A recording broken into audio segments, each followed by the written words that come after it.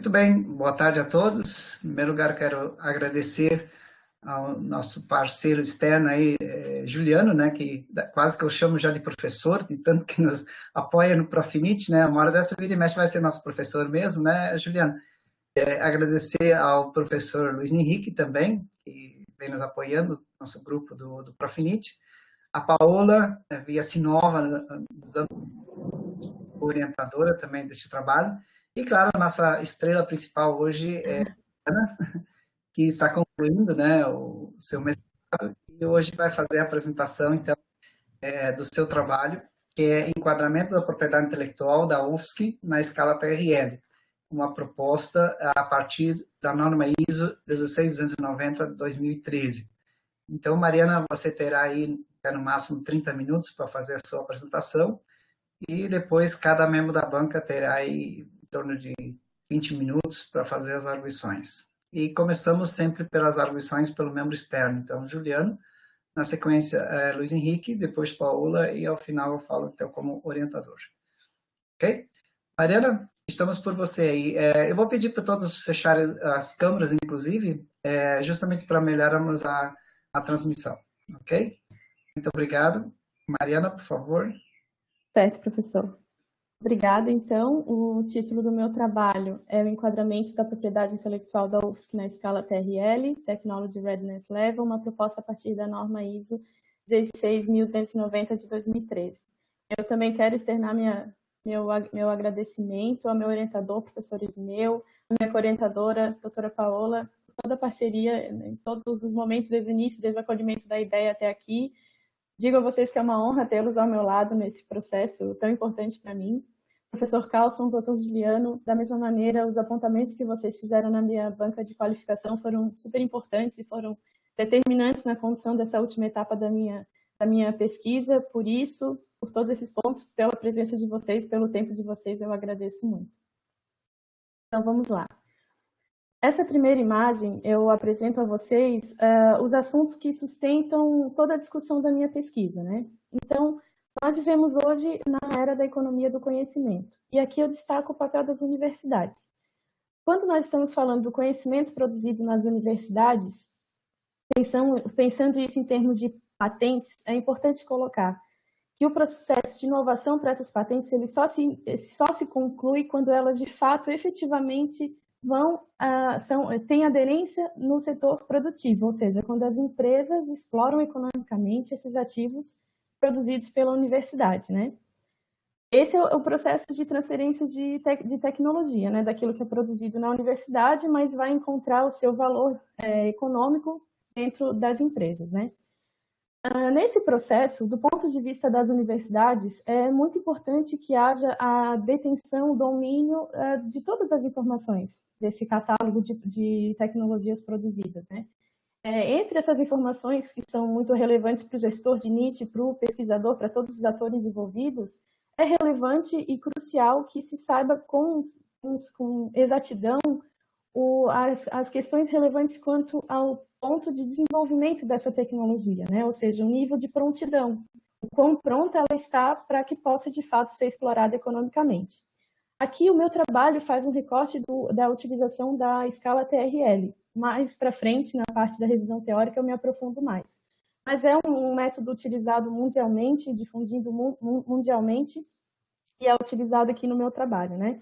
É uma escala que vai de 1 a 9, sendo 1 pesquisa básica, 9 quando o produto está pronto para ser explorado economicamente, está pronto para o mercado. Vocês me escutam, né? Sim, né? Sim, né? Okay. Então, uma vez que é relevante que se tenha exatidão nessa informação, e considerando o contexto da UFSC, que não existe até o momento, né, uma ferramenta que auxilie o pesquisador, o gestor de NIT, os empresários, enfim, todos os interessados, né, a determinar com segurança qual é esse nível de prontidão. Eu coloco aqui, só chamo a atenção para essa figura aqui, deixa eu ver, vocês conseguem ver esse apontador? Sim, né? Eu coloco aqui, então, a linguagem como um ponto crítico, né? Entre o que é comum entre todos esses atores e coloca em xeque, assim, a questão da universidade ter domínio de todas essas informações, né? Então, considerando essa necessidade de exatidão quanto à informação de prontidão tecnológica e o contexto da UFSC, eu chego na minha pergunta de pesquisa, que é: como enquadrar a propriedade intelectual da Universidade Federal de Santa Catarina na TRL, Technology Readiness Level? Bom, sendo assim, o meu objetivo geral é justamente atender a essa pergunta, né? Enquadrar na TRL a propriedade intelectual da UFSC. Para alcançar esse objetivo, 2 objetivos específicos: elaborar um protocolo de classificação da propriedade intelectual da UFSC, tendo como base a norma ISO 16290 de 2013, e criar um sistema, uma calculadora, um software, né, de classificação na TRL para cadastro dessa propriedade intelectual, ou seja, para classificação dessa propriedade intelectual, né? Alguns pontos que constam aqui no item de importância da minha justificativa, eu já comentei na introdução, e outros são desenvolvidos na parte de revisão teórica. Eu queria só chamar a atenção para 2 pontos aqui, então, que não vão aparecer em outros momentos, que é quanto à viabilidade e oportunidade, né? Quanto à viabilidade, como acho que todos sabem, até maio de 2018 eu era servidora na Sinova, na Secretaria de Inovação da UFSC, que é o órgão que faz a gestão da propriedade intelectual da universidade, né? Então eu tive essa percepção, né, dessa necessidade enquanto eu trabalhava lá, e posterior a esse momento, depois da minha saída, eu continuei tendo acesso através dos relatórios enviados pela secretaria, que serão posteriormente citados, né?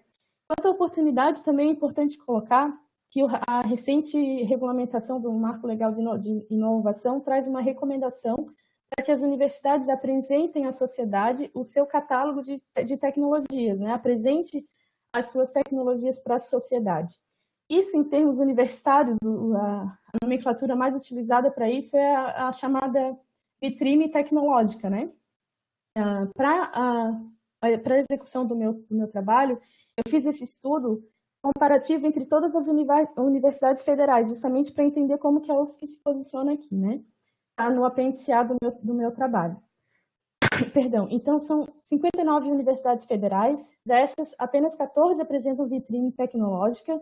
Entre as que apresentam, são apenas 6 aqueles que dividem por área de conhecimento as suas tecnologias. 3 apresentam alguma informação sobre o estágio de desenvolvimento, e só a Federal do Rio Grande do Sul apresenta informação quanto à TRL, em qual nível da escala encontra aquela determinada tecnologia, né? No meu referencial teórico, eu apresento esses temas na gestão de TI, nas universidades, a relação universidade-empresa, processo de transferência de tecnologia e a escala propriamente dita. Aqui, então, eu quero apresentar em forma de números o que nós já estávamos conversando, né? Aqui, vejamos. Aqui, o que traz o ranking da Folha de São Paulo de 2019, que é a última publicação, destaca a Universidade Federal de Santa Catarina em 7º lugar no ranking. Importante destacar aqui, logo abaixo, essa parte aqui, deixa eu voltar aqui a tela, que a UFSC está, peraí, deixa eu tirar aqui, deu. A UFSC está na posição 25 em relação ao mercado e 16 em relação à inovação. Aqui eu destaco que o ranking da Folha considerou mercado é o número de projetos com empresas, e considerou para a inovação o número de patentes depositadas. Tá? Essa questão de número de patentes depositadas como critério de inovação é uma discussão que eu trago mais à frente. Tá? Aqui ao lado eu apresento esses números do INPI, é a última publicação de 2016, que a gente pode observar. Nós temos o primeiro depositante, a Whirlpool, a UFSC, inclusive, tem parceria com essa empresa, né? E vejam que as demais, tirando a Petrobras, são universidades, são centros de pesquisa, né? São centros mostrando que as universidades competem de igual para igual no Brasil em relação aos lugares mais competitivos do INPI ali, né? Os primeiros lugares. E isso chama a citação de Pova, que coloca que nos Estados Unidos ocorre o contrário. Os Estados Unidos é sempre colocado como referência, né? Nesse assunto lá, as empresas estão em primeiro lugar. E aqui no Brasil ocorre o oposto. Apesar de haver uma empresa em primeiro lugar, os outros lugares são de universidades, né? Então, eu coloco aqui a questão de ser um ponto crítico, a gestão da propriedade intelectual das universidades, por ser um assunto transversal que envolve várias áreas de conhecimento, então é a congregação de vários profissionais de várias áreas, né? A revisão da legislação chama atenção apenas para a primeira, que é a criação do INPI, em 1970, e a informação de que a primeira patente universitária foi feita só 9 anos depois, pela Universidade Federal do Rio de Janeiro, tá? A última atualização na legislação relevante, e muito relevante, é a publicação do decreto, né, que regulamentou o marco legal de inovação aqui no Brasil. Retomando aquele ponto que eu havia comentado sobre a questão da número de patentes ser ou não um critério de inovação, assim, para dizer que uma instituição é inovadora, eu me refiro ao fato daquilo que eu tinha comentado. Não necessariamente as patentes desenvolvidas pelas universidades se tornam inovação, porque nem todas as patentes são, de fato, exploradas economicamente depois por alguma empresa, né? E tem também, perdão, eu voltei aqui, a questão de que a CAPES atribui a pontuação para o pesquisador que tem patentes, né? Mas não necessariamente essa patente, como eu falei, se desenvolve no mercado, né? Bom, aqui a revisão teórica da parte de transferência de tecnologia e da relação universidade-empresa, rapidamente ela está resumida nesse quadro aqui, nessa figura, né? Tudo tem início com a publicação da Teoria do Desenvolvimento Econômico de Schumpeter, em 1912. Depois, existe a caracterização de um modelo de interação entre atores, com Sabato e Botana, em 68, seguido, então, dos autores neo-schumpeterianos, explicando a inovação como um processo evolucionário. Duas vertentes a partir daí, que é uma americana e uma inglesa. A partir daí, os sistemas de inovação passam a ser caracterizados com mais detalhes, nos anos 80. E depois, a teoria da tríplice hélice, que se difundiu bastante, e as suas atualizações recentes na última década, né? Esse quadro, eu retomo aquilo que eu coloquei lá na introdução. A questão da comunicação como barreira a ser vencida, como ponto crítico, né? Aqui eu trago uma outra, eu queria chamar a atenção. Aqui, ó, é que é uma barreira organizacional nessa relação universidade-empresa e no processo de transferência de tecnologia, que é a carência de aplicação de técnicas de marketing na oferta tecnológica, justamente que nós estávamos conversando no início da apresentação, né? Então, essa lacuna onde empresários, gestores de NIT, inventores, essa necessidade de que haja clareza, exatidão nas informações requer um alto grau de percepção do nível de desenvolvimento dessas tecnologias criadas, né? Aí que entra a escala TRL como escolha do meu trabalho, né? Como método escolhido. É o nosso próximo assunto. A TRL, então, ela é uma metodologia criada pela NASA, ela foi criada nos anos 70 e publicada em 89. Ela é amplamente usada no mundo todo. Como vocês podem ver, eu sei que vocês já têm domínio desse assunto, mas é uma escala que vai de 1 a 9, sendo 1 a pesquisa básica e 9 um estágio em que a tecnologia já está pronta para ser explorada, para ser colocada no mercado, né? A TRL ela tem sido utilizada em vários editais de pesquisa, assim, de pesquisa não, perdão, de financiamento das pesquisas. Aqui eu cito 2 exemplos, perdão, que é o Programa de Inovação Horizonte 2020, é assim que eles falam lá na Europa, né? É o critério já há muito tempo, desde 2001, é utilizada nos programas de compra e aquisição tecnológica do Departamento de Defesa americano. Então, é difundido há muitos anos, muito considerado já em todos esses setores que eu comentei, né? Em 2013, houve uma atualização importante, que foi, a partir de uma padronização ISO, esse método foi detalhado, né, com todo o padrão ISO, né, de padronização, né? E é a partir desse item que eu realizei todo o raciocínio de construção do software que eu apresento hoje, né? É importante colocar aqui. A primeira publicação mais detalhada sobre a TRL, e aqui, essa aqui é a norma, tá? A norma ISO, a comparação entre os dois revela que não há nenhuma diferença disruptiva. O que acontece é que a ISO detalha cada nível exaustivamente, né? Colocando várias características de cada nível, não deixando dúvidas sobre, conforme os níveis vão sendo atendidos, que esse nível vai crescendo, né? Eu coloquei no meu trabalho, apêndice B, um glossário que foi algo que eu percebi durante a execução da minha pesquisa, que a ISO se aprofunda nisso, em nivelar conceitos, né, em deixar claro alguns conceitos que vocês podem ver que é uma diferença assim, entre a publicação do Mankins e a norma ISO. Né? Bom, eu entro então na parte de metodologia agora. Né? A minha pesquisa, então, ela é qualitativa, de caráter exploratório, e quanto aos meios, ela é um trabalho classificado como estudo de caso, pesquisa de campo e documental. A minha população analisada é a propriedade intelectual gerada pela UFSC, e, por acessibilidade, a minha amostra é o relatório de pedido de depósito de patente emitido pela Sinova em novembro de 2019. Esse relatório encontra-se na íntegra no trabalho que vocês receberam, né, no PNCF. Bom, então como que foi essa construção, tá? A partir da norma ISO, eu peguei cada nível exaustivamente detalhado pela norma e transformei cada caracterização presente ali numa afirmação. Que cada afirmação dessa é sobre a caracterização de cada nível da TRL, né, como eu coloquei. O segundo passo foi, dessas afirmações, transformá-las em perguntas. Então, para isso, um passo posterior foi a adequação de vocabulário, né? Para que essas afirmações pudessem ser lidas e entendidas como perguntas. Importante colocar aqui que essas perguntas elas foram feitas de tal maneira que apenas poderiam ser respondidas com sim ou não. Não é uma pergunta assim, qual, alguma coisa. Não, é alguma coisa que só pode ser respondida com sim ou não. Uma vez reduzido no vocabulário correto, tirada as duplicidades e as ambiguidades que ocorreram de fato, eu chego então no quarto passo, que é uma síntese de aquelas afirmações que foram quase 80, eu chego no número de 24 perguntas.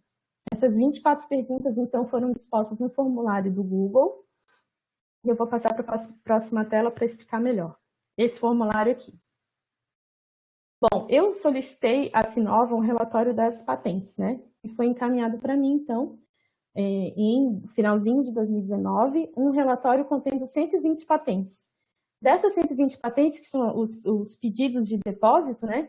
Estão relacionados a ela 282 pesquisadores.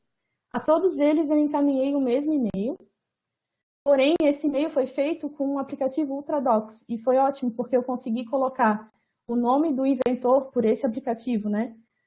O código da patente e o nome da patente no texto, que ajudou a chamar a atenção dele. No assunto, já vinha um convite para colaborar e 2 pontos, e a patente desse pesquisador. Assim, ele chamou a atenção porque eu estava concorrendo com todas as atividades online que os professores estão submetidos hoje em dia nesse cenário pandêmico, né? Então, foi encaminhado dessa forma, os pesquisadores entravam no formulário Google, preenchiam apenas com sim ou não, eram as possibilidades das 24 perguntas, e os dados foram, então, coletados de janeiro a setembro desse ano. Agora eu apresento para vocês, então, a parte de análise de dados, começando pela construção do software, ok? A primeira etapa, eu vou apresentar o software em seguida, tá? A primeira etapa foi o levantamento de requisitos para a realização do software, tá? Então, aqui ficaram definidos os requisitos funcionais e não funcionais. Os funcionais são aqueles ligados com a função dessa aplicação, né? Ou seja, uma calculadora. Então, foram trabalhados esses pontos. Os não funcionais são em referência a cores, ao design da tela, né? Enfim. Na segunda etapa, foram realizadas as definições de como seria construído esse software, que o nome dele é TRL Calc, e ele foi feito em linguagem de programação Java, a tela foi feita em JSF, e o servidor web foi JBoss. A terceira etapa foi o desenvolvimento propriamente dito, né, feito por um técnico, né, um analista de sistemas. Foi feito na plataforma Eclipse porque ela apresentava os plugins necessários, né, para trabalhar com essas linguagens que foram definidas. E a última etapa foi a mais importante, que foi a etapa de testes, né. Aqui, na próxima tela, eu vou explicar como que foram as instruções básicas, mas eu já adianto a informação de que as instruções básicas, elas eram a minha primeira ideia. Aí, com essa etapa de testes, revelou a necessidade de instruções extras, mas isso eu vou apresentar em seguida. Bom, essas perguntas de 1 a 24, elas possuem agrupamentos que caracterizam cada nível. Vejam aqui, eu vou explicar o meu raciocínio inicial, tá? Que foi o raciocínio levado, inclusive, para a qualificação, né? Aqui, o agrupamento 1 a 3, que é a pergunta 1 a 3, respondida alguma delas positivamente, caracteriza a TRL1. O agrupamento de 5 a 6, TRL2, e assim sucessivamente. Esse raciocínio aqui foi justamente o corpo de estudo do meu trabalho, né? E se adequa exatamente, isso aqui é exatamente de acordo com a ISO 16290 de 2013. Eu vou pular para o próximo slide porque fica mais claro. Então, aqui, o bloco 1. As perguntas 1, 2 e 3 caracterizam a TRL1. Então, quais são os resultados possíveis? Se pelo menos uma resposta for positiva nesse bloco, a tecnologia em análise ela está pelo menos em TRL1. Se pelo menos uma pergunta de 4 a 6 for ter como resposta um sim, considerando que 1 a 3 já estão preenchidos com sim, o resultado sobe para o próximo nível. Esse foi o raciocínio inicial, que considera, então, vou voltar rapidinho aqui, o atendimento progressivo, considerando que todas as tecnologias se comportariam da mesma maneira, no meu raciocínio inicial. Os outros blocos de perguntas, a lógica é a mesma, por isso que eu vou passar, para explicar para vocês onde que eu cheguei, né? Até chegar ao último bloco, né? Então, esse aqui é o software, mas é só uma ilustração, depois eu vou mostrar melhor para vocês e vai estar aberto para perguntas, né?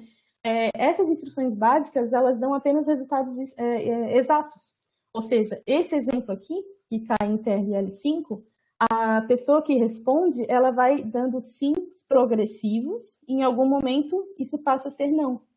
Porque a ISO, ela coloca numa ordem progressiva. São atributos que vão sendo atendidos de pouco em pouco e estabelece qual é o nível que essa tecnologia está, né? Porém, o que aconteceu? Não existem só essas possibilidades, né? Eu vou retornar aqui, ó. Imagine a possibilidade da tecnologia em análise. Não respondeu essas perguntas aqui com sim. Então, tem sims e não intercalados, né? Esse primeiro raciocínio da instrução básica não estava considerando essa possibilidade, né? Então, foram levantadas, depois de muitas tentativas, as 3 possibilidades. Na verdade, são 2, só que essa primeira se divide em 2 porque são 2 textos diferentes que aparecem para o usuário, né? A primeira hipótese, então, é um resultado o resultado é sempre exato, tá? É sempre um resultado exato em tela na escala.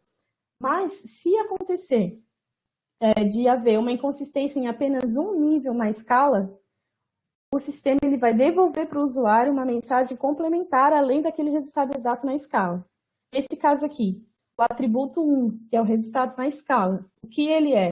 É a pergunta que apresentar o sim mais alto, como resposta às perguntas que lhe caracterizam. Então, aquela pergunta que não tem um sim mais alto, que ela, né, como resposta, ela vai configurar como resultado na escala. O atributo 2 é justamente o nível que apresenta inconsistência. E então vai aparecer para o usuário uma mensagem complementar mostrando em que nível que consta essa inconsistência, né? A segunda hipótese ela é muito parecida com essa primeira, só que ela considera que mais de um nível tem inconsistência. Então, é apenas uma alteração de singular para o plural, para o texto que aparece para o usuário, né? E a terceira hipótese é quando quando a tecnologia está em nono nível, mas ela apresenta todos os níveis com inconsistência. Quando eu digo que é apresentar inconsistência, significa que algum atributo daquele nível não foi atendido. Na prática, alguma pergunta que caracteriza aquele nível tem não como resposta. Nesse caso, aparece essa mensagem. Isso aqui é um exemplo, né? Nesse caso, a tecnologia que está sendo avaliada, ela apresenta que o resultado exato é TRL6, mas é necessário que o usuário saiba que, nesse caso, há inconsistências nos níveis 3, 4 e 6. É isso que o usuário tem como resultado. Voltando para o formulário enviado para os inventores, a partir daquele relatório da Sinova, ele foi analisado cada um deles, cada resposta pelo software, né? Então, foram 282 inventores relacionados a 120 pedidos de patentes. Foram retornados 53 e-mails. Desses 53 e-mails, alguns falaram repetidamente sobre a mesma patente, pesquisadores diferentes sobre a mesma patente. Então, tiradas essas duplicidades, tiradas não porque todas foram analisadas, mas chega-se a um total de 45 patentes que foram analisadas. 45 num total de 120. Então, os dados foram coletados, né, de janeiro a setembro de 2020, e as respostas foram analisadas pelo TRL-COL. Vejam que, a partir dessa análise, 36 patentes das 45 que tiveram resposta encontram-se no último nível, ou seja, elas estão prontas para a exploração econômica das empresas, né? Seguidas de poucas patentes do nível 1 ao nível 8, e não houve resultado que se enquadre na TRL1 a 4. Eu coloquei aqui abaixo a distribuição dessas patentes conforme área de conhecimento. E eu chamo a atenção de vocês para a engenharia mecânica. Vejam aqui na TRL9, são 17 só da engenharia mecânica. Então, de fato, é a área que mais produz tecnologia na Universidade Federal de Santa Catarina. Como eu comentei com vocês, essa análise de dados que me trouxe todos os cenários possíveis, né? Vejam que algumas patentes foram analisadas e coincidem com os resultados das instruções básicas, que são aquelas que são resultados progressivos e, de repente, em algum momento, o não passa a ser a resposta padrão, né? Essas foram as patentes que apresentaram esse resultado exato sem complemento, ou seja, utilizando as instruções básicas. As instruções extras foram necessárias para avaliar essas patentes aqui. Essas são aquelas, essa lista, tá? São as patentes que apresentam o resultado exato na tela, todas elas apresentam, mas que apresentam alguma inconsistência em algum nível da escala, ok? Essas tabelas aqui são aquelas patentes que eu comentei no início desse capítulo, né, da apresentação desse capítulo, em que houve mais de uma resposta para a mesma patente. Percebam que há uma diferença aqui nessa patente, inclusive no resultado da escala, e nas outras não. Não foi objeto do meu estudo analisar os motivos que levaram diferentes pesquisadores a darem diferentes respostas sobre a mesma tecnologia. Mas é possível fazer alguns ensaios, né? Por exemplo, é muito provável que esses pesquisadores estivessem em momentos diferentes do processo de desenvolvimento daquela tecnologia, né? Então, se sabe também qual é o perfil, né, desse respondente. É um estudo necessário a ser feito futuramente, né? Se era um pesquisador principal, se era um aluno, enfim. É um aprofundamento necessário, né? Bom, então, já chegando para o final da minha apresentação, para poder abrir para as perguntas, das 45 patentes, então, foram analisadas as 45 patentes, 36 estão em TRL9, ou seja, prontas para a exploração econômica. Existe essa predominância na UFSC de tecnologias maduras para exploração econômica. Entretanto, como eu falei desde o início da minha apresentação, essas informações estão difusas. Não é uma informação fácil de encontrar no site da engenharia mecânica. A gente não tinha, tinha essa percepção, mas não tinha exatidão de conhecimento de que eles são os que mais produzem patentes prontas para comercializar, certo? Não há ainda na UFSC, houve um ensaio em 2015 de uma vitrine tecnológica, mas essas informações de fato estão espalhadas nos relatórios de gestão, mas não estão institucionalizadas de forma clara. Eu retomo aquela questão do uso do marketing tecnológico, né, para que as pessoas conheçam quanto a universidade tem potenciais, né. Então, a partir daqui, o que eu concluo diante do protocolo de classificação que eu elaborei e do software, primeiro, que o protocolo de classificação, ele se tratou de um fundamento conceitual validado pelas melhores práticas. E por que eu coloco isso? Porque ele foi feito totalmente amarrado, alinhado a uma norma ISO. Então, a padronização e a segurança de uma norma ISO encontrada com a necessidade de exatidão da informação, que é de todos os atores envolvidos, né? Gestores de NIT, pesquisador, empresários, enfim, traz essa boa adesão, né, ao problema e à necessidade que a universidade tem, né. Quanto ao software, importante, eu quase pulei aqui. Foi uma boa experiência porque foram praticamente 40% de retorno sobre as patentes que eu questionei, né? Considerando que eu concorri com todas essas atividades online de todos esses pesquisadores, eu acho que foi uma estratégia acertada colocar o nome da patente já no título do e-mail, então foi uma boa participação desses pesquisadores, né? E pelo retorno deles, não houve não houve muitas dúvidas. As poucas dúvidas conceituais foram facilmente resolvidas. Houve uma boa compreensão por parte do usuário, né? Final, isso que eu quis dizer. E quanto ao software criado, eu posso garantir, né, depois de todas as tentativas, que ele abrange todas as combinações possíveis de resposta, né? Isso foi muito bom. E além do resultado exato, então, ele apresentou algo extra que lá no início do meu trabalho eu não imaginava que seria por esse caminho, mas foi o caminho que é o que tem que ser seguido, né? Que, além do resultado exato, é sim necessário para o usuário a informação de quais níveis apresentam inconsistências, né? Mas, como eu coloquei no final da minha apresentação de dados, o software, apesar de cumprir o que se propôs, né, para que a UFSC detenha, de fato, a classificação quanto à área do conhecimento, quanto a tudo, né, relacionado a essa patente, uma boa vitrine tecnológica, vamos colocar nesses termos, é necessário que haja outros estudos que vão refinar progressivamente esses resultados, né? O que eu entendo, é muito necessário entender qual é a influência do pesquisador, do perfil dele nessas respostas. É interessante também o mapeamento para entender se, como nós apontamos aqui, o meu estudo trouxe, que a maioria dessas tecnologias produzidas pela UFSC, elas estão em TRL 9, estão prontas para o mercado. E a pergunta que fica é, ok, mas elas estão sendo exploradas, elas estão no mercado, elas tiveram êxito ou não, né? Então, é um estudo, é um mapeamento necessário complementar ao estudo que eu propus, né? Além disso, é interessante estudar o impacto, né, a relação que tem os diferentes arranjos institucionais que influenciam essas tomadas de decisão sobre quais patentes, quais áreas de conhecimento investir mais, né?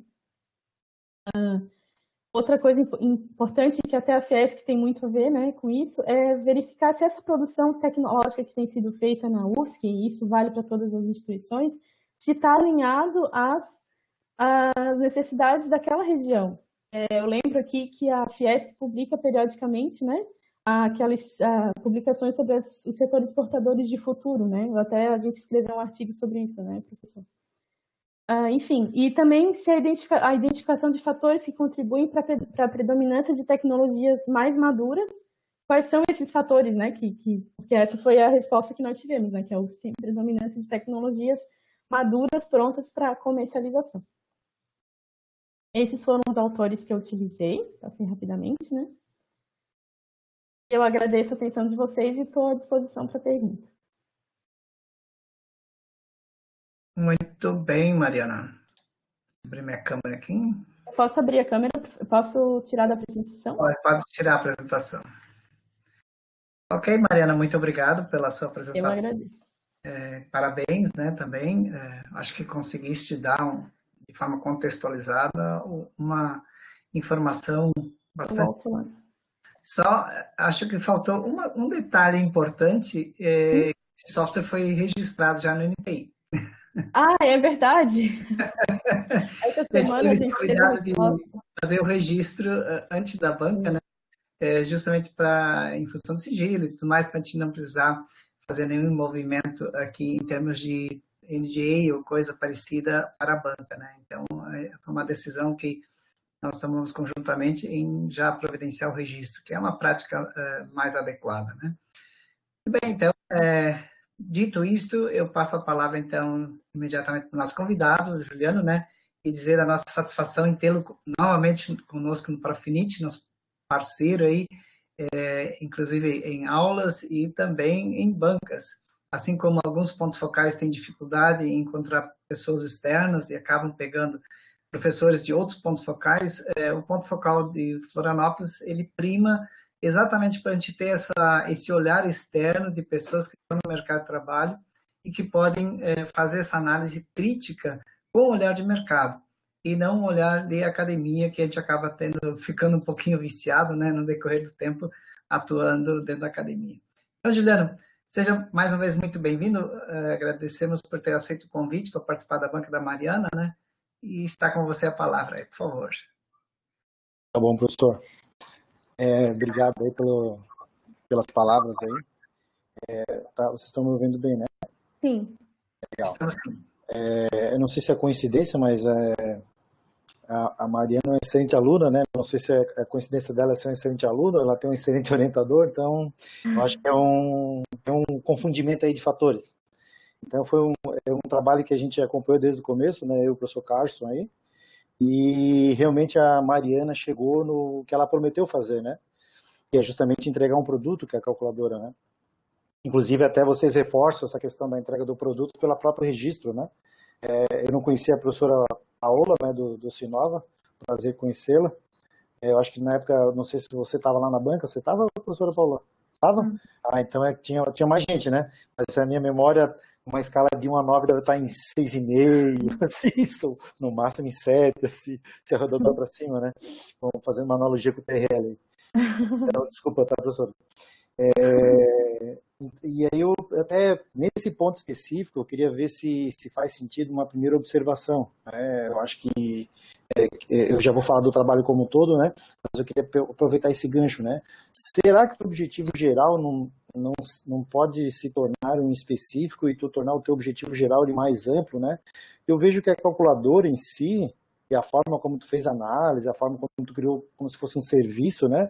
Poderia ser o teu objetivo geral. E aí tu aplicou esse teu objetivo geral, que era desenvolvimento, sei lá, eu até fiz aqui um ensaio aqui, ó.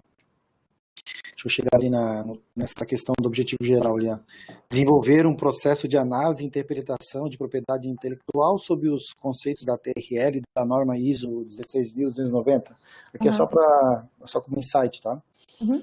Então, porque eu acho que o teu objetivo específico, geral, ele é pouco, isso é legal, tá? Isso não é ruim, não. Ele é pouco por aquilo que tu entregou, né? Porque apesar de tu ter feito, desculpa a palavra, mesmo que o teu foco seja um produto, tu fez um trabalho robusto, um trabalho de fôlego, né? Poderia tanto ser digamos assim, uma dissertação no estilo mais acadêmico, né? Mas ele também tem essa característica do produto entregue. Então ele tá resolvendo os dois problemas, né? Poderia tanto enquadrar ele como um foco mais acadêmico, até porque o Profinit ele é acadêmico e profissional, né? Mas também tu entregou um produto, então poderia se limitar simplesmente a um relatório do produto, né? Então fica esse primeiro comentário. O que vocês acham aí dessa ampliação aí do objetivo geral? Faz sentido? O gancho, eu estava fazendo o mesmo comentário em relação ao título do trabalho. Porque o título do trabalho é determinar a TRL das tecnologias da UFSC, o que, pelo resultado, você obteve êxito em apenas 40% delas. Então, na verdade, o teu resultado é a ferramenta, que ela deverá ser utilizada de forma mais contundente, né, de quem não respondeu, vamos lá, responde, para aí sim conseguir fazer esse enquadramento, né, da tecnologia na TRL. Então, realmente, o foco principal foi construir essa ferramenta, testar ela, e agora tu está entregando isso para a UFSC, né? Olha, agora faça um bom uso e continue esse trabalho de mapear, né, as tecnologias e definir o TRL. Isso não é ruim não, tá? Isso é bom, tá? Na verdade, o teu trabalho ele ganha mais vitrine, né? Numa lógica até alinhado com, como estou falando, uma lógica de aplicação do teu projeto, né? Acho que é de vitrine mesmo, né? Bem legal, professor. Eu acho que é por aí mesmo. Que bom que a gente, nesse caso aí, deu uma alinhada bem interessante até no título. Não tinha percebido, não tinha focado uma olhada no título, né? Então, vou fazer aqui mais alguns comentários, tá? Que eu coloquei aqui, ó. Então, de forma geral, né? O teu trabalho, o tema escolhido, né? E a forma como tu usou para resolver, acho que já era muito assertivo. A gente já percebeu isso quando tu fez a defesa da qualificação e agora tu tangibilizou, né? Então, isso aí não tem contra fatos, não tem argumentos, né? Então tá, o que tu disse que ia fazer, tu fez, desde a época da qualificação. Muito bom. Eu lembro da primeira versão da planilha que tu apresentou pra gente lá. O relatório, tu passou para a gente, né, a questão da estrutura do relatório, né, o documento Word como apresentação foram muito bem construídas, né, gostei muito da tua apresentação, limpa, né, bem alinhada ali a questão da identidade visual, isso faz parte, eu acho que isso ajuda, né, na condução de uma defesa, isso é importante, tá? Conteúdo e forma, né? Tu desenvolveu de forma simples a solução. Simples que eu digo é o produto final, né? Mas, claro, ele representa toda uma complexidade que envolve a própria TRL, né? Então, tu fez de tal forma que no final das contas a solução fosse simples. Por trás não perdeu a complexidade da TRL, isso é importante, tá? É muito fácil tu fazer uma solução complexa. O difícil é fazer o contrário, né? Como tu propôs, né? Sim, não, né? Então é muito mais tranquilo, né? E aí eu vou fazer uma segunda pergunta. Eu li do texto ali, eu vi que tu falou que o pessoal não teve dúvida e tal, mas será que o pessoal não teve dúvida porque o perfil que tu consultou são professores que às vezes é uma questão até de perfil mesmo, né, de modelo mental, né? Às vezes não vão te ligar para tirar dúvida, porque, né, eles vão ligar para o mestrando, saber se tirar dúvida com ele, é uma questão de skill, né? O skill é diferente, modelo mental é diferente. Será que se de repente tu usar uma solução, é uma pergunta, né? De repente, será que tu não pode aprimorar a tua ferramenta usando aquelas opções de hint, sabe? Ou um helpzinho que tu poder colocar em cima do item e tu tem a explicação já no teu trabalho, agregar aquela explicação que tem no teu trabalho na própria ferramenta. E aí, olha quem quer. Ali tem uns termos ali, tem um termo em inglês ali mesmo que eu fui procurar, que não sabia. Não sou tão tanso, né? Mas claro, não conheço o assunto. Mas outros devem ser tanto igual, né? O que tu acha? Professor, eu acho que você tem toda a razão. Eu fiquei com essa dúvida. Será que essa boa compreensão, ela não é superficial, na verdade, né?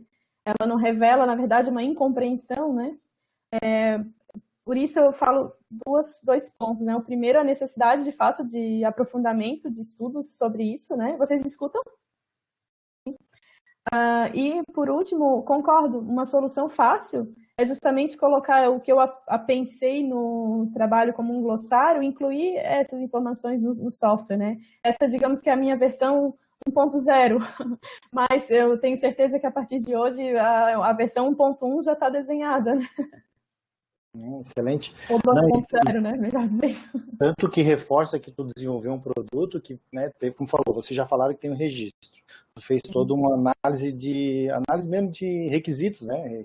Funcionais, não funcionais, desenvolvimento de um software, né? Então, eu acho que o objetivo geral merece ganhar esse porte, o trabalho que vocês tiveram, o cuidado que vocês tiveram com o produto. Pensem, tá? É só uma sugestão, é a forma como eu enxerguei o teu trabalho. Tanto que a forma como eu avaliei dele foi ao contrário. Eu primeiro abri o software nele e o teu trabalho. Abri o software e fui testando o software, né? A gente já tem uma certa experiência em análise, eu sabia que tu fez de forma ordinal a escala, né? Então eu fui de baixo para cima, eu cliquei todos, sim, e depois eu fui tirando os itens. E aí fui montando a tabelinha de trás para frente. Passou os itens que eu tirava, saía do TRL9 para o 8. Eu vi aquelas mensagens de inconsistência, né? Que dava ali, eu vi ali que o TRL4, por exemplo, que é uma tabela lá no meio, e aí depois eu fiz no Notepad isso, depois abri o teu trabalho e comecei a olhar, e bateu certinho. Ah, que bom. Legal, porque eu acho que a ideia, imagina tu receber aquele produto e ter que fazer, né? Então foi dessa forma que eu fiz a análise do teu trabalho. Então primeiro eu fui na calculadora, simulei ali a maturidade, que eu tenho uma lógica da maturidade, e fui fazendo de trás para frente, né? Até chegar na TRL1, então os itens lá, eu acho que se não me engano era de 1 ao 4, uma coisa assim, mais ou menos isso. 1 ao 3, 1 ao 3, isso, 1 ao 3. Aí quando tu coloca o 4, tu já muda para o 2, e aí dependendo dos outros itens que não estão, gera aquela consistência, não me lembro bem, tá? É isso mesmo. É isso, né? É isso, né? Então foi bem legal, que a gente meio que simulou, né, da forma como eu achei que era interessante fazer a análise do trabalho, bateu certinho. Então, talvez essa questão de agregar um hint ali seja interessante, porque a gente até conversou, né, que existe uma tendência dos pesquisadores dizer que o trabalho deles tem tudo, né? Uma tendência, né?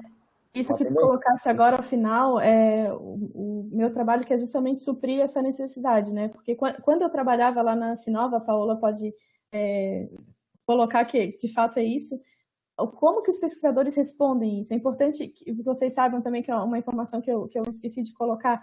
Na UFSC, desde 2017, existe o campo de TRL a ser preenchido pelo pesquisador quando ele cadastra o projeto de pesquisa dele. E o pesquisador não tem nenhuma ferramenta para auxiliar ele, nem algo conceitual, algum anexo ali para que ele use como base, né?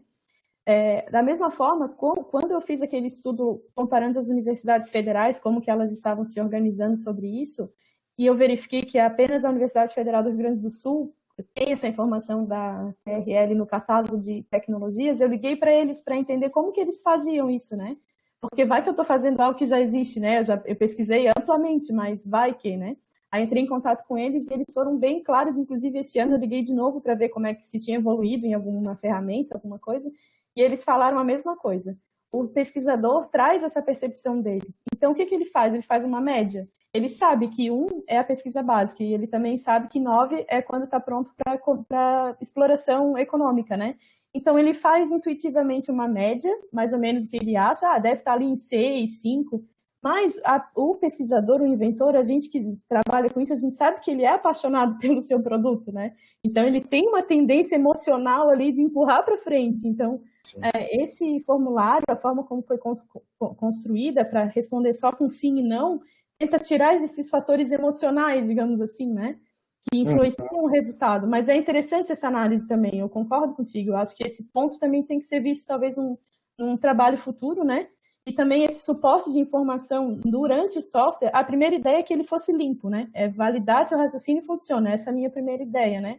Mas, com certeza, uma versão atualizada do software precisa constar esse delineamento conceitual, o usuário ele tem que ter onde buscar ali, né? Na própria ferramenta, né? Eu concordo. Legal. Não, tá show, é isso aí. Estamos bem alinhados na percepção. E agora, para fechar, assim, é mais no sentido de ideias, né? Sim. Essa calculadora, eu acho que ela, claro que vocês já estão pensando nisso, eu não sou tão esperto, né? Essa calculadora pode ser um serviço do Sinova da UFSC, né? É meio óbvio, né? Vocês devem disponibilizar isso como um serviço do próprio Sinova da UFSC, né? E como tu está monitorando isso, aí tu já meio que respondeu a última pergunta, né? Será que você não poderia ser um serviço, claro, se houver interesse, né? Porque se tu está pensando numa vitrine, é uma lógica de competição, né? Ou competição, não sei como vocês poderiam olhar isso, né? Mas isso poderia também ser um serviço federal, né? Um serviço para todas as universidades, por que não, né? Se tu está acompanhando isso e tu vê que isso é uma necessidade, uma dificuldade, poderia ser a partir do Sinova UFSC ter um serviço para toda a rede federal, por que não, né? Até estadual, né? Uma lógica e regional também, no sentido das universidades que não são públicas, mas também fazem parte da rede, né, de pesquisa, né? Claro. Esse é um assunto a ser conversado, né, entre nós, entre o professor Irineu, a doutora Paola também, mas para mim vai ser com certeza uma honra disponibilizar um serviço assim, né, para quem precisar. A utilidade a gente sabe que existe, né? E agora, só para fechar, já devolvo a palavra aí para o professor Ineu, para vocês aí. Com certeza essa ferramenta, numa lógica até de tornar a UFSC, né, uma vitrine, né? Eu acho que a gente tem um momento bem oportuno e está mais que provado, né, que a universidade é realmente um dos principais polos geradores de inovação. Essa calculadora só reforça isso. E aí une útil ao agradável, né? Olhando para o lado da indústria, isso é uma necessidade muito proeminente. Às vezes a gente fica buscando soluções fora do estado, vamos dizer assim, sendo que a gente já tem essas soluções às vezes implementadas aqui em Santa Catarina, e às vezes é uma questão só de comunicação e de fazer com que os elos se conectem, né? Porque a indústria quer a mesma coisa que a academia quer a mesma coisa que a indústria. Eu acho que essa tua ferramenta ela só reforça isso. Eu acho que ela pode ser um bom canal de comunicação, se explorado bem aí dentro do portal da Sinova, até eu acho que poderia até estar dentro de uma coisa maior, né? Como falei para vocês, de uma questão até federal, tá? Partindo aí do Sinova ainda até para uma questão federal. É uma necessidade, tá? A indústria não tem conhecimento. Eu posso falar por estar muito mais próximo da indústria, né? Isso é bem normal a gente escutar, né? Essa tua solução é muito acadêmica e tal. Eu escuto isso direto, mesmo tendo o pé na academia, né, tendo os dois pés na academia, com muito orgulho, mas isso é uma coisa que existe aí um mindset, um modelo mental que tem que ser quebrado, tá? Que é só falta de conhecimento, não é falta de vontade nem de ter o mesmo objetivo, tá? Essa calculadora, ela torna muito prática, porque o TRL9 é uma linguagem que o pessoal conhece, tá? O pessoal conhece né? da indústria. Eu conversei muito na TRL sim, o 9 é onde quando já está aplicado, mas a TRL é uma coisa bem disseminada, né, na questão da indústria. Na fase de concepção da ideia do trabalho, eu conversei muito com os meus colegas de sala do Procnit, eles vêm muito da indústria, né? Então, a ideia surgiu também por ouvi-los, por ouvir até conversei com um deles, o professor e a Paula, acho que recordam do Marcelo, da VEG, e ele colocava que isso, se existisse, seria ótimo para eles, porque eles fazem tudo assim, olhando passo a passo, sabe? Se tivesse algo que fosse mais fácil, que fosse no celular, isso é até uma das possibilidades levantadas que eu coloquei na conclusão ali, de se tornar um dispositivo mobile, né? Um aplicativo, algo de fácil acesso, além dessa solução web, né? Uhum. Não, tá perfeito, é isso aí, Mariana. Professor e Mariana, agradeço aí o convite, excelente trabalho, né? Não tenho nada assim em termos para digamos assim, para desmerecer o trabalho de alguma forma, só pontos positivos. Eu vejo que realmente o que tu se propôs a fazer desde lá do que tu fez e superou as expectativas, principalmente em relação ao cuidado que tu teve para desenvolver a calculadora, né? Se tu fizesse uma planilha Excel, eu estaria bem feliz, porque por trás eu saberia que tu fez mais que isso, né? Então, no meu olhar, tu superou as expectativas em relação ao produto final, tá? Dado que a gente sabe que o tempo é curto, todo esse contexto de pandemia, toda essa questão dos próprios resultados, conseguiu, né, 40% aí de retorno, é muito diferente mesmo, tu realmente chamou a atenção do teu trabalho, né, porque concordo contigo, a concorrência era grande, né, por demandas, né, nesse momento agora, por questões óbvias do online, né. Parabéns, tá? Obrigada, muito obrigada. Muito obrigado, Juliano. Como sempre, muito preciso e eu acho que essa avaliação de mercado para nós, que nem eu mencionei no início, é extremamente importante. Só queria registrar também a participação da Paola como orientadora desse trabalho, né, Paola? Foi fundamental a gente ter essa feedback e também o suporte que foi necessário para que a Mariana conseguisse acesso às informações e tudo mais. Então, a estratégia de termos a Paola como co-orientadora foi excelente e ela realmente contribuiu na formatação e também na estrutura desse trabalho, tendo esse olhar interno da Sinova, né? E dizer que esse software, a titularidade dele é da universidade, a universidade ela pode fazer livre uso dela, e se fossem perguntar para mim como um dos autores, muita satisfação, claro, eu diria assim, vamos fazer o licenciamento livre, fazer um software livre desse aí, e só para manter o controle, depois de fazer as atualizações e tudo mais, a gente licenciá-lo como um software livre, né? Acho que seria esse encaminhamento que é mais interessante. E aí, Juliano, exatamente dar acesso a todo mundo, né? Porque como ele foi produzido dentro do programa de mestrado, a titularidade dele é da universidade, né?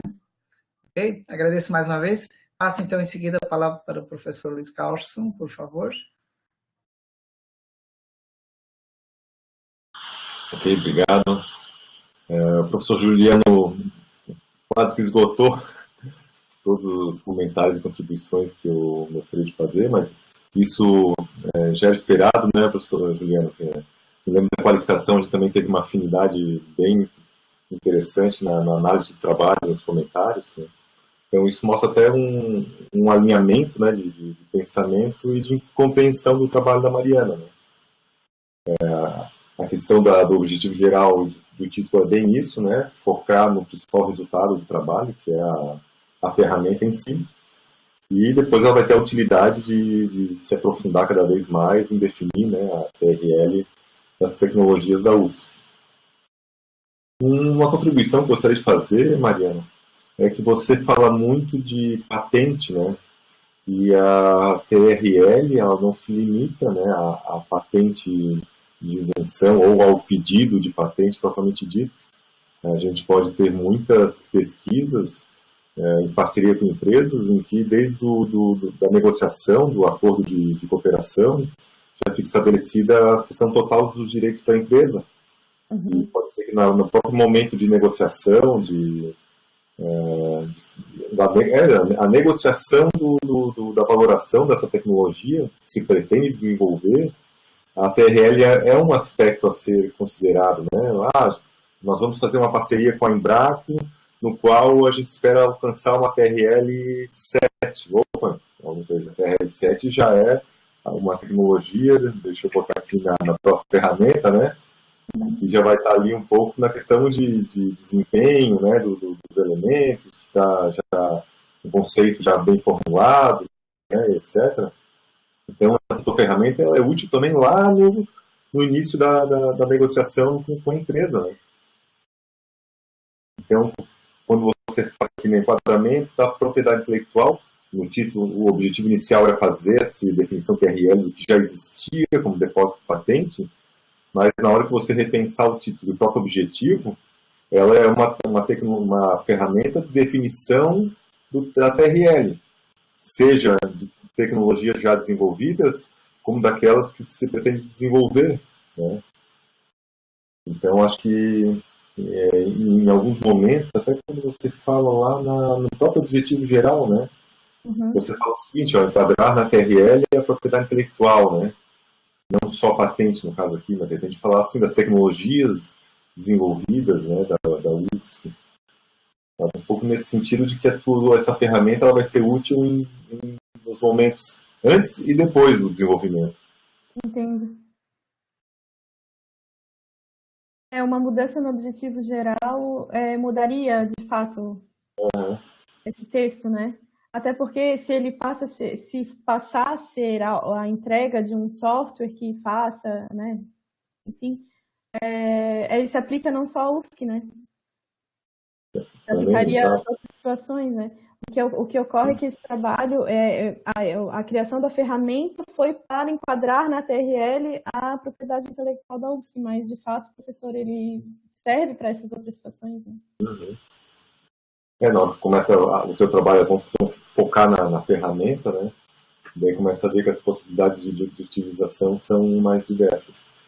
Daí, quanto a essa, discutindo de patente de invenção, eu vi que você fez o mapeamento dos pedidos, dos depósitos de pedido de patente, não das patentes concedidas, ou não houve essa distinção? Foi feito, quando foi emitido o relatório pela Sinova, foi emitido um relatório de pedidos de depósito de patentes.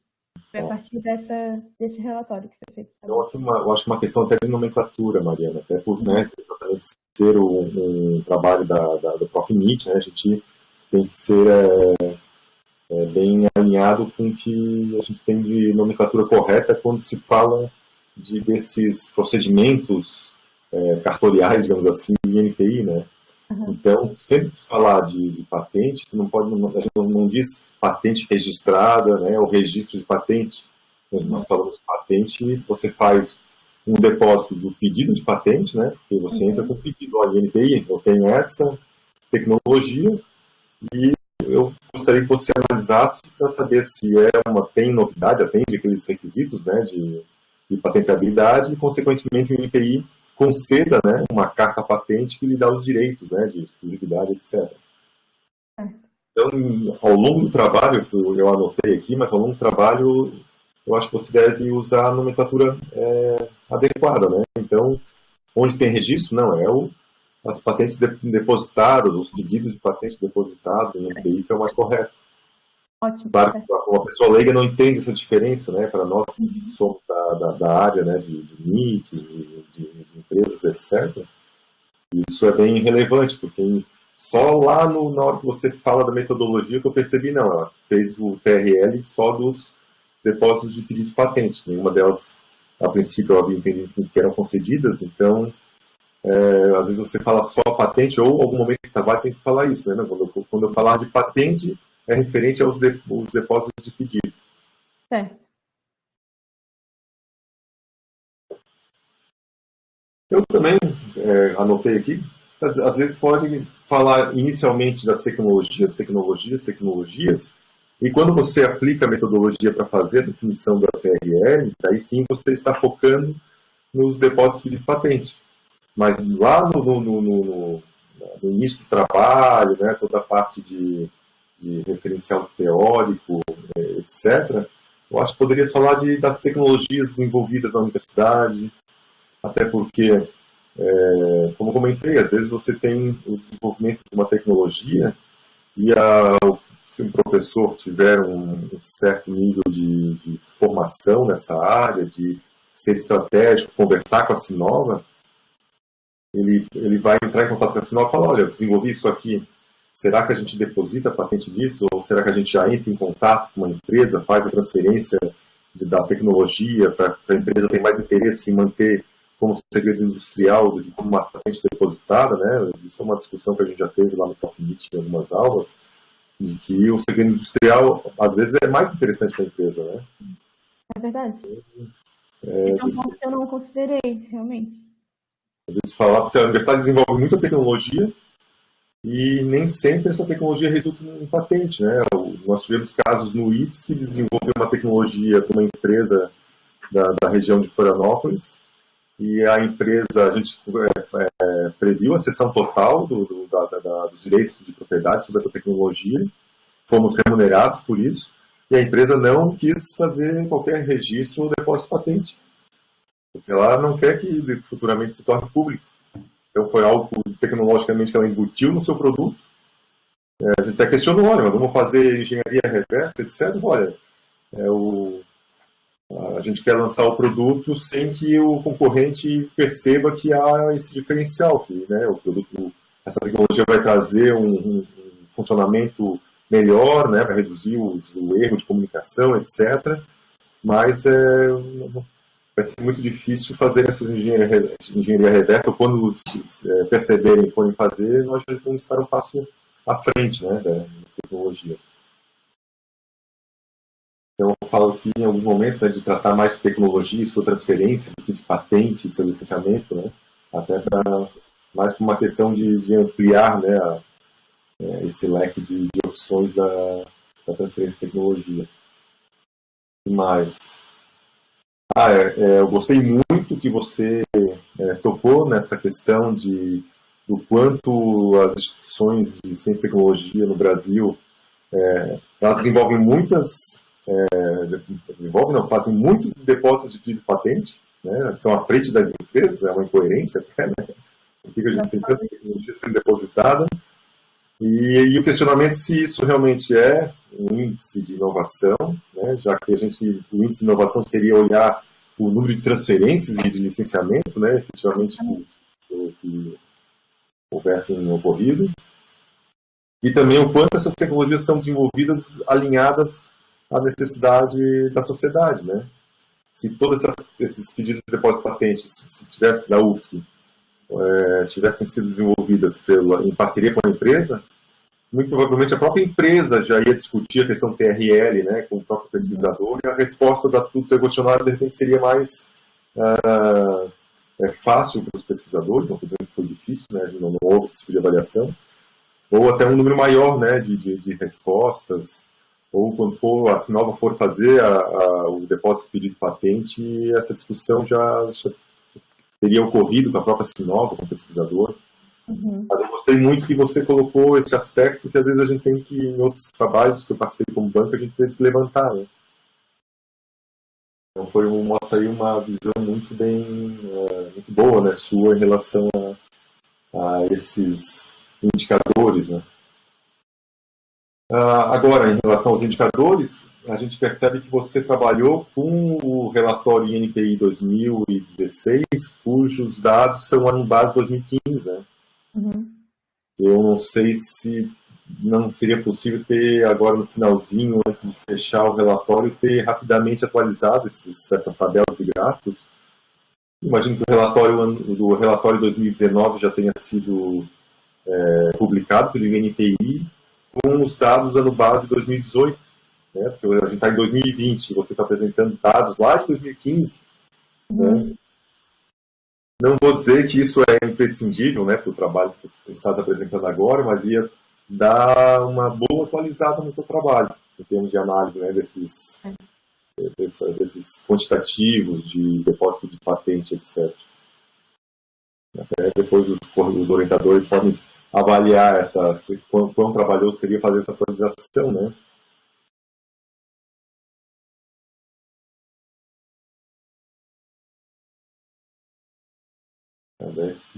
Depois vou te mandar, eu trabalhei no PDF e fui fazendo comentário, tá? Eu também analisei um pouco essa questão das respostas, né? Eu uma vez olhei e consegui ter acesso a um Excel, acho que era do ITA. Sim, do ITA, acho que sim. Altamente complexo, né? Cheio de macros. Eu não consegui nem entender direito como é que respondia aquele Excel. Mas era assim, eu gostei da tua abordagem, assim, para o pesquisador tem que ser direto, né?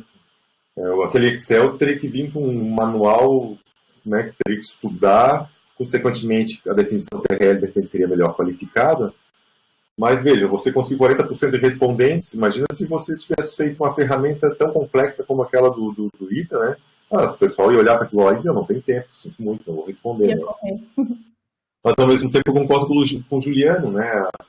O pesquisador às vezes vai olhar para aquela, vai começar a receber e ele vai superestimar, né, a sua tecnologia que ele desenvolveu, ele não vai tentar confirmar, né? Ele vai olhar para aquelas perguntas, né? O modelo está testado em ambiente operacional e pronto para o ambiente real? Tá pronto, sim, vai dar um sim aqui, né? Enquanto que, será que uma empresa, quando for analisar aquele relatório, né, descritivo da tecnologia e ela testar aquela tecnologia para, quem sabe, licenciar da UFSC, ela vai fazer uma série de testes, né? Será que ela vai ter esse mesmo entendimento? Será que a empresa vai dizer assim, poxa, realmente vocês me falaram que o TRL era 9, 8, mas eu vou ter que fazer um monte de desenvolvimento para adaptar isso para o mercado, isso não está pronto ainda, vocês não testaram, né?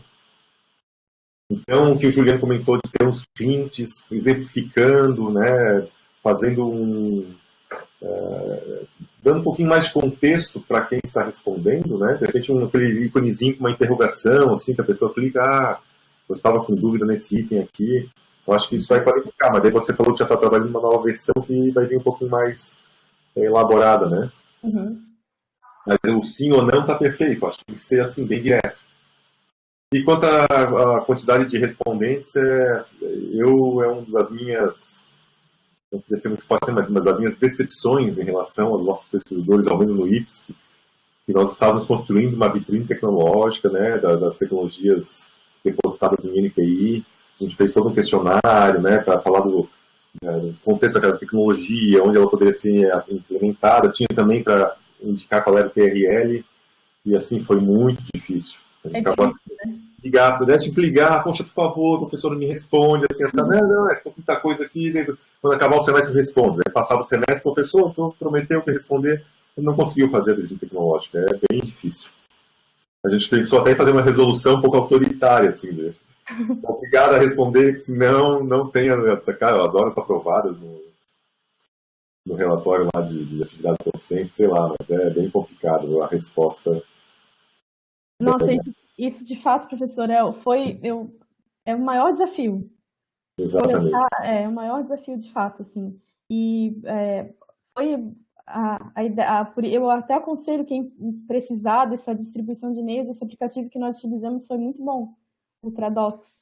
Porque tu consegues editar esses campos e colocar a patente do pesquisador já de cara no assunto, de um convite para colaborar. Foi mais, assim, chamou a atenção deles, né? Eu acho que isso foi determinante mesmo.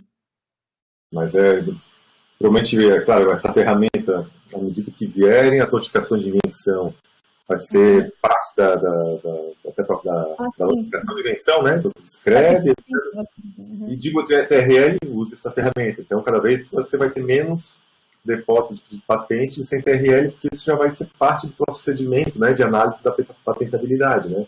Da conveniência da proteção ou não. Mas eu acho que do que já tem de tecnologia, a gente vai precisar de um estagiário ali no bolsista, cujo desafio, né, até o perfil, vai ser de, olha, bate lá na porta do laboratório lá daquele professor, né, leva um bombom, leva, né, algum brinde, né, que se ele responder, atender, né, responder a entrevista, isso vai ser muito importante para a UFSC, né? Mas eram essas as minhas contribuições, Mariana, né, aos orientadores do trabalho. Gostei muito do trabalho, precisa mesmo de uma ferramenta mais direta, mais lógica, né, mais fácil, né, do pesquisador ir analisando ali, vai preenchendo e já sai uma aproximação de TRL, né, também. A gente precisa ter uma ideia da TRL. Claro que depois uma empresa interessada vai fazer um estudo mais aprofundado, né, como isso se enquadra nas necessidades dela. Mas eu achei super importante, como o Juliano falou, né, de uma ferramenta para depois ser ofertada para as ICPs públicas e até as privadas. Né, eu acho que tem que fortalecer nosso sistema nacional de ciência, tecnologia e inovação. E essa é mais uma contribuição muito importante do Profimit, né, para esse sistema. Então, eu parabenizo, né, o teu trabalho, os obstáculos e desafios que você superou ao longo desse tempo, né, com a gravidez, né, e foi, né, no meio desse resultado teve um outro resultado, um produto super importante. Nossa, o mais importante de todos, né? Mas achei bem legal, né? A gente faz essas contribuições para melhorar ainda mais o trabalho. Obrigada. E obrigado pelo convite também de poder contribuir com o teu trabalho. Fico à disposição para continuar discutindo aqui. Eu que agradeço. Ok, muito obrigado, professor Carlson. Você pegou bem num ponto nevrálgico da proposta, que é exatamente essa indução dos pesquisadores. Quer dizer, no momento que eles olharam a TRL, isso vai causar uma reflexão. Então, acho que esse é um propósito, digamos, que está subjaz e não tanto em cima de resultado, mas no que ele surte de efeito quando o pesquisador começa a clicar lá, mas será que está mesmo? Numa próxima que eu fizer, eu vou ter que começar a olhar esse negócio. Então, acho que realmente gera um movimento de indução das pessoas focarem um pouquinho mais no seu trabalho e vislumbrar a TRL 9, que seria mercado, né? Então, mais uma vez, muito obrigado, professor. Eu passo, então, de imediato a palavra para a doutora Paola, por favor. Boa tarde a todos. Gostaria de agradecer as contribuições, aí, todo o apoio do professor Ineu, a apresentação da Mari e toda a dedicação dela. A Mariana surpreendeu a gente nesse processo, né? Porque, como vocês falaram, muita coisa aconteceu. Nesse período, ela mudou de trabalho, né? Do local onde ela poderia ter acesso a todos os dados, teve um filho, né? E a gente sabe que muda bastante a rotina.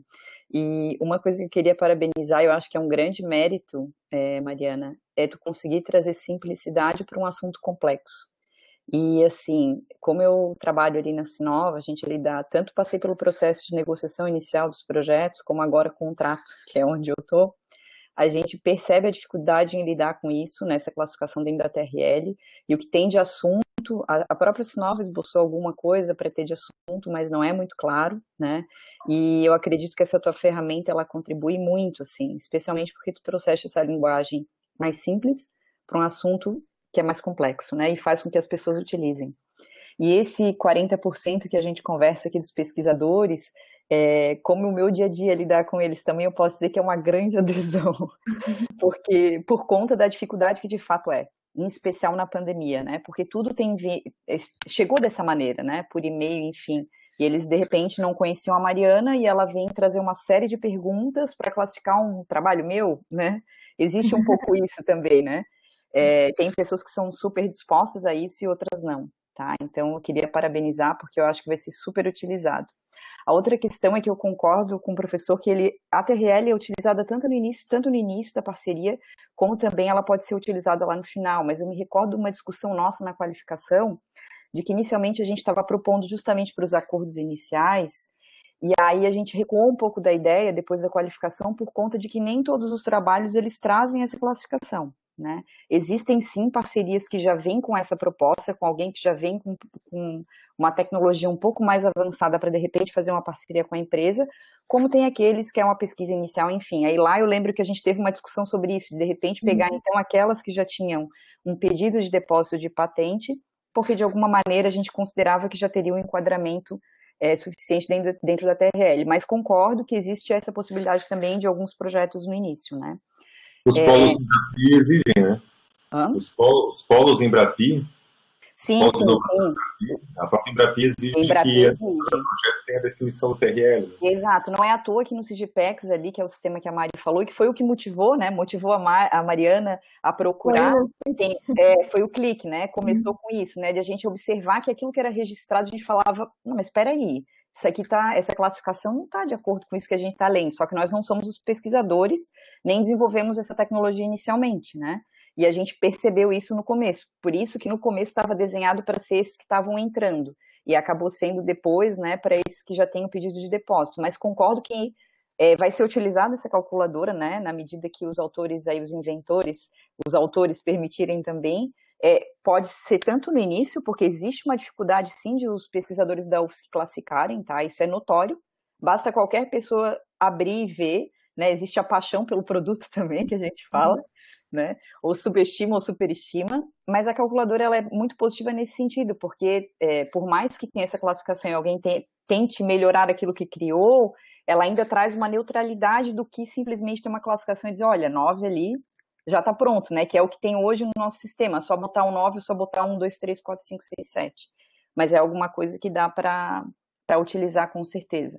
Outra coisa que eu queria trazer, que é muito relevante nesse momento, Mariana, saiu uma portaria do Ministério da Ciência e Tecnologia, agora em outubro, foi assinada, e vai ser obrigatório que todas as instituições federais informem anualmente transferência de tecnologia e licenciamento, aí as outras coisas que já vinham no formulário, mas assim, tudo bem, se a universidade, o instituto não entregou, ok, se pedia. Agora saiu uma portaria, foi assinada agora em outubro, dizendo que vai ser melhorado e tal, e passa a ser obrigatório, ou seja, vai ter uma corrida contra o tempo aí para as pessoas regularizarem tudo aquilo que não está regularizado, tanto dentro dos institutos como as universidades, e é de grande valia nesse sentido também, né? Porque se a gente tem um retrato disso, olha, poxa, se utilizou e a gente pega um enquadramento dentro da própria UFSC, e a gente vê tanta classificação próxima de ser licenciado, por que não aconteceu? E assim, o que eu percebo? Dentro da própria Sinova, a gente tem uma estruturação de todo o processo, né? Tem se melhorado o processo, criado portarias, e o IFSC, nesse sentido, assim, a gente acabou de encaminhar, inclusive, um contrato, né, vinculado a respirador, foi tudo muito rápido para essa época de Covid, agora em parceria UFSC e IFSC, e eles também estão bem desenvolvidos nesse sentido, assim, é uma resposta muito rápida. Eu falo porque, como eu estou nessa parte de contrato, a gente lidar com instituições do Brasil inteiro, e é a resposta mais rápida que a gente tem hoje. Do IFSC, então a gente percebe essa estruturação. Então, assim, eu trago aqui na realidade só elogios, porque sei de todo o processo, todo o percalço que tu tiver, sei o que é entrar em contato com o pesquisador sem ninguém te conhecer, né? Por mais que tu se apresente, é um desafio e acho que vai ser muito utilizado, tá? A gente precisa.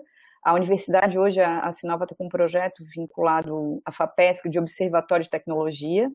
Então, é possível que isso também lá na frente, conforme, obviamente, né, vocês estiverem envolvidos, tenham interesse, seja utilizado, porque é uma ferramenta que pode ser utilizada não só pela universidade, mas concordo, por toda a rede federal, que a gente não tem nada semelhante. Eu pesquisei bastante e eu falo porque, como eu também participo de alguns processos de negociação, a gente percebe que ainda carece muito disso, né? E com essa portaria do Ministério, né, com essas questões do Embrapi, que o próprio professor trouxe aqui, acho que ainda está muito em voga, apesar de lá atrás ter, né, a gente teve aquela preocupação, poxa, teve ideia, ela ainda está aí, né, e ela vai ser utilizada, pode ter certeza. Então, gostaria de parabenizar por todo o esforço, o professor Irineu, por todo o conhecimento disponibilizado, a experiência que traz, que sempre ajuda o aluno, a gente não tem dúvida disso, quando a gente é aluno, a gente busca isso, né, e mergulha nas experiências do professor que ajuda a gente. Então, eu te parabenizo pelo desafio de ter conseguido tanta coisa nesse tempo curto, e agradeço as contribuições da banca. Eu e a Mariana conversamos sobre essa questão também de, tem mais de um produto aí, né, existe o software, mas também tem o enquadramento, e na realidade o software acabou se tornando maior, porque, poxa, foi desenhado tão bem, testado, né, o professor Irineu fez vários testes também, olha, encontrei isso, vamos testando até a gente encontrar um errinho para que possa ser utilizado, que ficou realmente, assim, muito bom. Te parabenizo mais uma vez e obrigada a contribuições aí de todos os membros da banca e professor Irineu também. Obrigada. Muito bem, obrigado, Paola, pela parceria aí. Você foi fundamental para a gente conseguir alcançar o nosso objetivo, né? Nosso, que eu digo, Mariana, principalmente, né? E realmente a Mariana teve vários percalços, né? Não vou chamar de percalço, por favor, né? Mas e, na verdade, a Mariana vinha vindo numa direção e aí surgiu o Francisco no meio, teve que dar uma parada, né? Então, conciliar a maternidade com... E a mudança de trabalho. Mudança de emprego. E tem mais isso, exatamente, que trabalho, acho que abalou também fortemente o trabalho, mas acho que a gente conseguiu, ao final, a Mariana conseguiu fazer uma entrega interessante aí de trabalho. E isso, claro, isso é algo que foi construído desde a qualificação, daí a importância dessa banca ser a mesma da qualificação, né? Até para aferir em que medida foi alcançado o que foi proposto e o que foi indicado em termos de trabalho a ser, digamos, implementado efetivamente, porque na qualificação a gente tinha um esboço inicial, tinha mais uma ideia do que qualquer coisa, né? Mas, e aí houve essa validação e a banca apontou algumas questões e por isso que eu acredito que é fundamental a gente repetir os membros da banca da qualificação depois na defesa. Justamente eu me sinto muito bem quando isso acontece comigo, porque na banca de qualificação a gente faz algumas indicações, né, de direcionamentos ou coisas desse tipo. E aí quando você chega depois na defesa final, aí você quer saber o que aconteceu, né? E dá uma outra vantagem que a gente conhecer um pouquinho a trajetória do trabalho, quer dizer, da onde saiu, para onde que passou e até onde chegou. Acho que isso é fundamental para se fazer uma avaliação do trabalho. E nesse sentido, nossos convidados aí, poxa, foram excelentes, né? Eles apontaram mais oportunidades de melhoria. Claro que é um trabalho que a Mariana hoje é o último dia para a defesa, né, Mariana, para não fazer fora de prazo para a gente solicitar a própria... Amanhã encerra. Encerra amanhã, por isso agradeço a vocês. Foi com emoção hoje, né? Hoje foi com emoção. Agradeço mais uma vez aos colegas convidados aí por terem atendido esse chamado, porque realmente, se não fosse essa semana, teríamos alguns percalços, né? Teria que nos solicitar a banca fora de prazo, né? Defesa fora de prazo. Mas nada seria impossível, acho que é válido. Mas, independente disso, vale destacar que o que vocês trouxeram, a Mariana caminhou, e eu acho que vocês trouxeram elementos novos agora para a gente avaliar para a inclusão na entrega da versão final. Então, nesse sentido, eu convido os membros da banca, eu vou gravar a gravação aqui, nessa sala, e vamos para outra sala do Meet para a gente fazer a nossa reunião. A Mariana pode ficar aí, e as demais pessoas podem ficar nessa sala aqui. Eu só vou interromper a gravação. Vou só iniciar a gravação. Ok, bom. Agora não dá para brincar. Então, a banca deliberou por unanimidade pela sua aprovação. Quer dizer, temos uma nova mestre em muito obrigada. tecnologia, para inovação do Profit. E aí eu vou ler rapidamente alguns pontos da ata, que é mais no sentido de deixar isso como registro. Ok?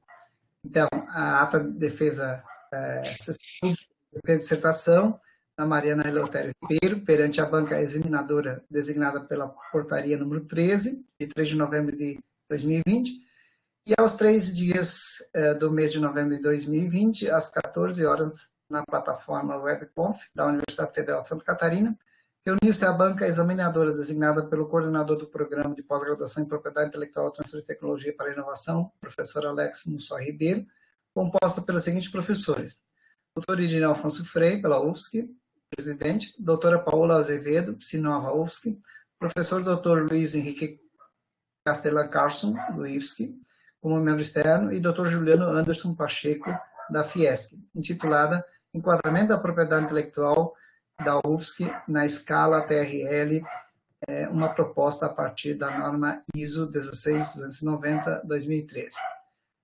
Neste ato, o presidente da banca declarou aberta a sessão, e aí a orientada fez a sua apresentação e a banca procedeu posteriormente à arguição.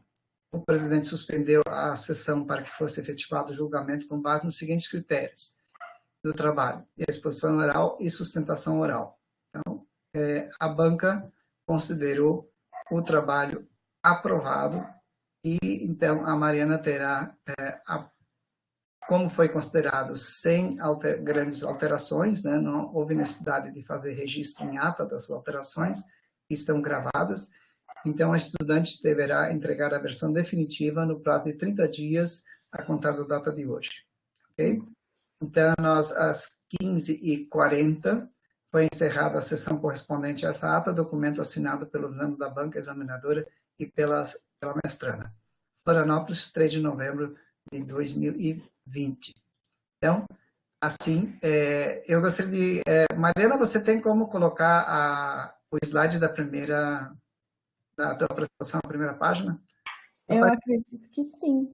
Eu já passei a apresentação para você. Aí vamos fazer a foto de registro oficial. Vamos. Tá. Eu preciso fechar a apresentação. Diga, Paula. Uma dúvida em relação à questão das assinaturas que a Mariana vai ter que recolher, como é que está funcionando agora na pandemia? Então, é assim, a UFSC facilitou muito, a Mariana vai encontrar as informações na página. Tá. Só assina mais agora você, como coordenadora, e o coordenador do programa. Não há mais necessidade de assinar o trabalho final, os membros da banca não assinam mais, só vai o nome deles. O que nós precisar fazer é conseguir a assinatura. Não sei, Juliana, você tem a assinatura eletrônica? Ah, joia. Então... Eu estou com o e-sign igual da UFSC também. Já está funcionando. Já assinei o último trabalho que a gente participou da banca, acho que foi do professor Fernando Richards. Isso. Tá, então, ótimo. Eu vou fazer o seguinte, tá? Eu vou preencher os dados da ata e vou encaminhar. Começo por você, Juliano, aí você encaminha para o Carlos, eu vou pela ordem das minhas janelinhas aqui. E aí manda para... Você assina o PDF, né? Aquele PDF que você mete no sistema ali da UFSC e assina ali, né? Isso mesmo, perfeito. E aí depois Paola, e a Paola então encaminha para a Mariana e fechamos o ciclo. E os trabalhos, a versão final, depois então a Mariana coleta as assinaturas. Ok? Juliano, pode se virar para cá para a gente registrar o momento. Aí. A primeira, está em tela, professora, a apresentação? Está em tela. Olhem para cá, por favor. Um X, olha o jegue. Pronto, printei aqui a tela. Eu vou encaminhar depois para vocês. E assim encerramos a sessão e também consequente gravação.